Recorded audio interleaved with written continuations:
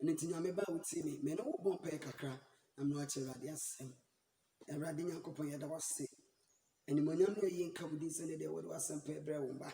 The Bible said, I was some see a macra. My money shone out man or cheer. And Mr. Assembly query no my eye shra. Urayesu edom fa me sokasa che woma se bia woma betun shra media me tuntu bi keke ene tifa ho mhye mu se do ye da no ne day otumi afa mudu nsa pa ma woma e breki ahon bia se onuma o Yesu dim ye da wase e wo Yesu dim amen and mother for Erade Nshamu biu e you crash some kakra bi na Erade sem na ho me e me che e motivational message wo be mu buana e bia eyo se bia unkwana sese abrabono wakachi ebia yo so anida so asa ebia wo bia enye ye hwe wa pempem so sese wo try ase wo betumi ye bibia ma empo enka etumi aye yia ma wa abrabom na so ye hwenye ye enipa nyina agya wo ho eya wo se wo de abrabono sese wo nka wo bi ne tubu san so me kran ba wi ase be ye den ye Erade se me kan kire se ene de menyo ho boni bi Erade Nyankopon obo me no mie no obo so ni asasem o se me kan kire se enye ho boni bi wate sanso no Erade Nyankopon onimo hwe Erade Nyankopon se eye Jeremia ye moja to ne ne edane na yem mpo no o ka kire ni se Jeremia na menimu eno ti edi ntina wo de ye wo se bia abrabo no asan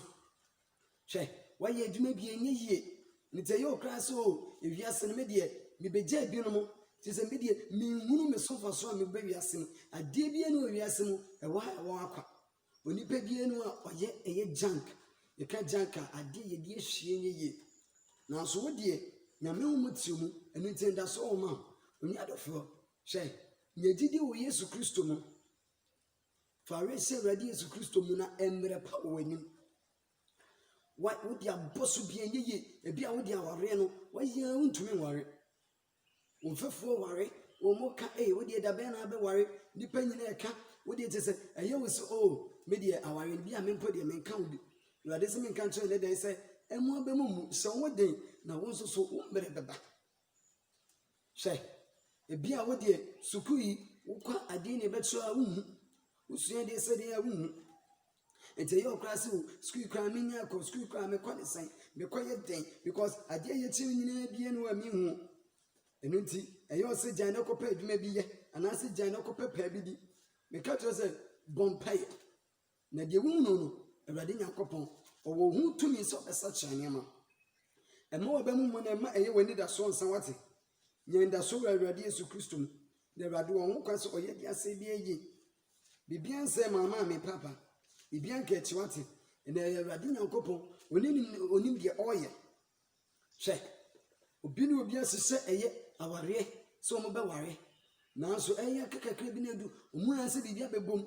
afi obema na che oba na yaya oba na ja be ma na yaya iti omunu de wonya no ho hwe woni mu de enti bia na Awurade obi pa bi wo wani mu ate ti kan akoma to yi woni abranti bi ababa wa bi na esiso a mo bo brako nanso wo wese impofiri mu wagya wo ho sasa afedi onfa wonya hwebio sasa enyema ekosoro odwe ho ahonte ase nanso Awurade se me nka che wo se enye ho boni bi na ndaso ma wate de wodi wani hunu no eye temporary because no condition is permanent the wounds they say be ability we bi e betwema ko to nyadofo kan wakoma to ye bompaye na menye ho boni wate hwe me no kan se do eye Job chapter 14 verse 7 Job sin aduampo ndaso wo ma no se otwa be fefe o se na ni nuba emmo no o se ni chinchin fom na ni du nsini wodotie mu a insurance e be fefe hwe aduampo Job amiate ase se ndaso wo ma no se twa be fefe na woni pada seni sika no na wo pa wonya bi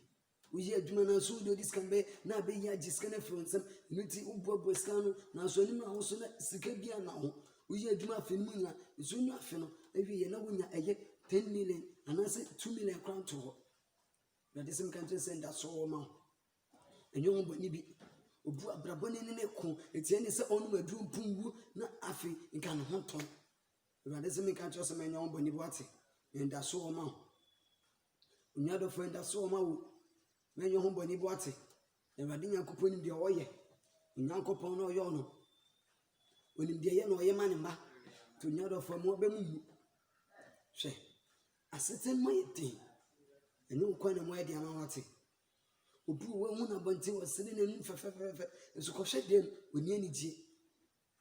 obi awareɛ no wagyagyagyagya onya wogye wonya bi nanso wontumi nkora awareɛ no yie obi de ɛyɛ ne yie ne su ama nneɛma pɛ kora no ɛfiri ne nsa obi de ne kasa bua te sɛ natani awo ne bufuo ɛne ahisɛm bi ɛte ne mu ɛne ntobasɛ ne ɔtwɛn a wɔne nti nneɛma pɛ kora no ɔsɛe ne nyinaa yɛmfa yɛmfo nso kyekyɛ yɛn ho onyadɔfoɔ kae Matthew chapter 18 verse 21 a Peter ɛkɔbisa Yesu sɛ mprɛ nso na menwɛ mbɔne a memfa nkyɛ no anaa Yesu ka kyerɛ sɛ menka sɛ mprɛ nso na mu mprɛ aduosonson ahodoɔ nso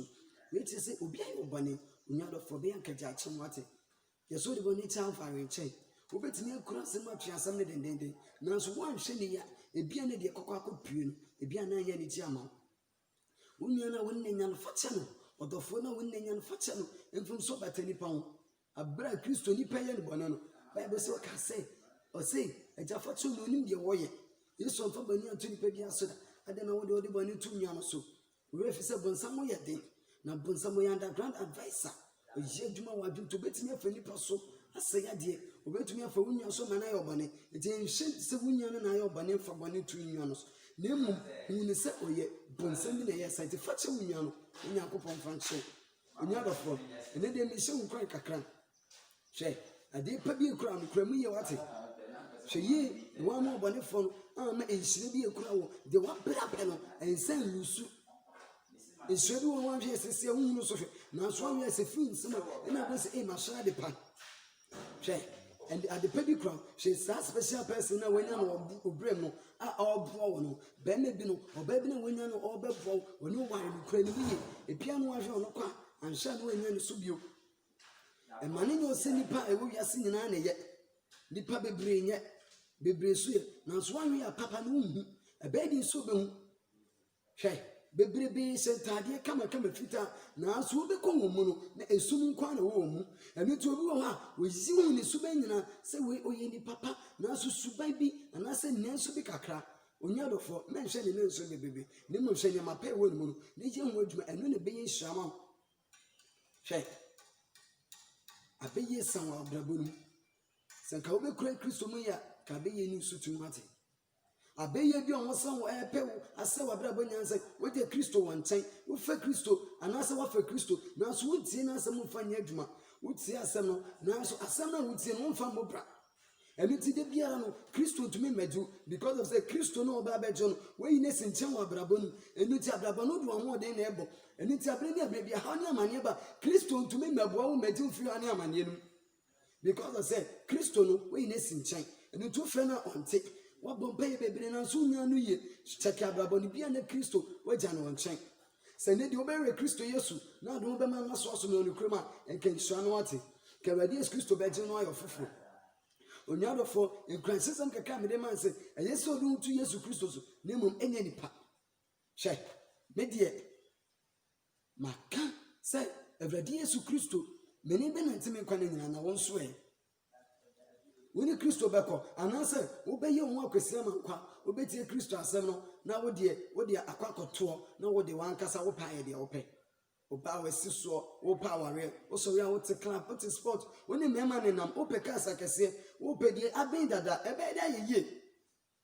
hwɛ nipa no woni bra ɔbrɛ yɛ ɛna onya adeɛ ɔwɔ no anaasɛ woni kwan afa so nya adeɛ ɔwɔ no obi wo wonim no na hyɛseɛ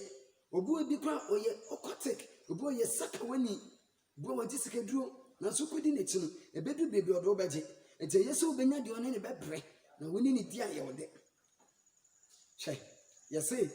ɛyɛ adwuma a wanyɛ no yɛni wo sika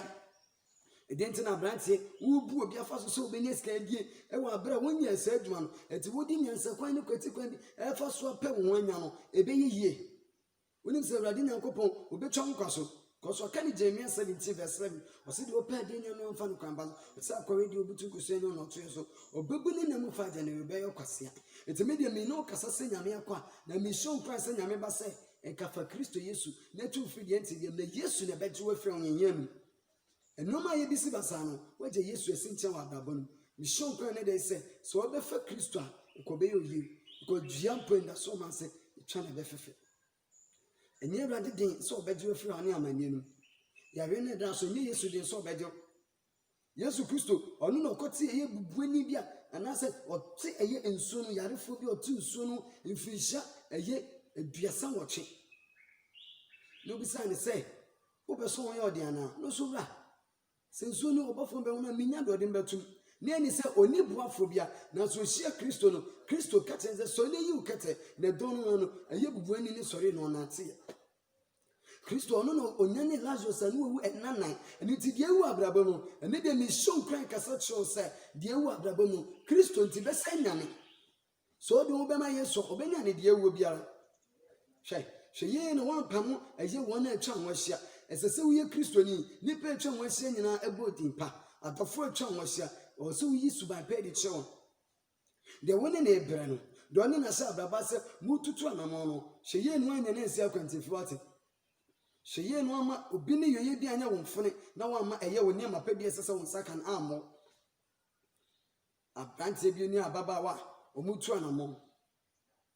no omutu anamo na eye ababawa ni ko hia obi no kete ze she nipa we onyanyanyanya minim no se ni waye me wabu mi kwase apen me wakyere ni nyansa she we na wenim no wakofa no obegya wasi ho yo de yare be ma tese no aka se nipa no ono so ti ya na kuma aprim no wakọ no ni nipa na akọkọ wase relationship no so bia na ko ni papa ade bia wote bia bu ho atenwate susu ti nipa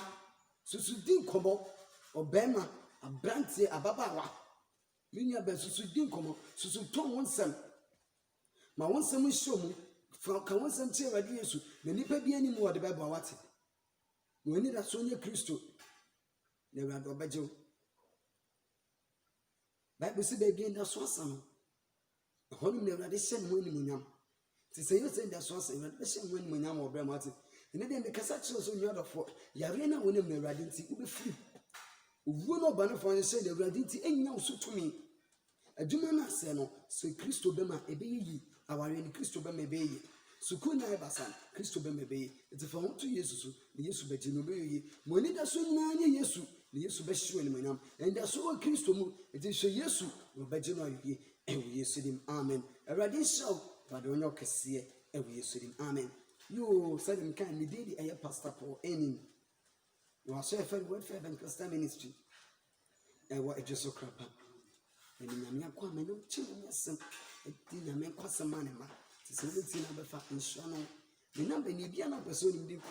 Bia na ti bia se bia na o petwe ni. Bia na o person hu Kristo e. Bia person oni so. Bia person be swaye. Na be 0545 490886 0545 490886. Between us at Facebook and your Paul any medium. And I said Pastor Paul any ministries. Between us at YouTube so and our phone so. Between me and WhatsApp me. Meaning and maybe come on my number and I can also. From this city of Nebia, you know, Peggy, a radid and I'm a sodium. Radin sure, Radin York say.